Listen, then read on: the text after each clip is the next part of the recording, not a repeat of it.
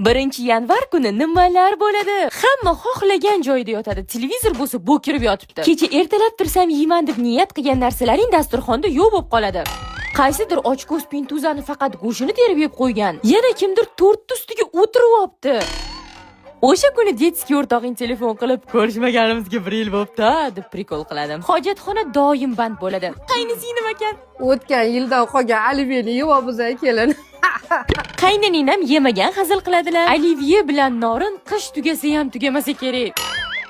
Alkash eringni bo'lsa kuni bo'yi boshi og'rib yuradi. Qaynisining hali ham o'tiribdi. Shuncha muammo ustiga mehmonlar ham keladi-yu. Yo savolda nimaga hamma bizanikiga keladi? Biz boshqalarnikiga mehmonga bormaymiz-u. Mehmon kelsa mayli, ulardan keyin yig'ilib ketgan idishlarchi. Yaxshi ham bavi bor. Shuncha idishni bittada dezinfeksiya qilib olaman. Oldin katta tog'oraga qaynoq suv solib, bavini solib 10 minut kutaman. Kechadan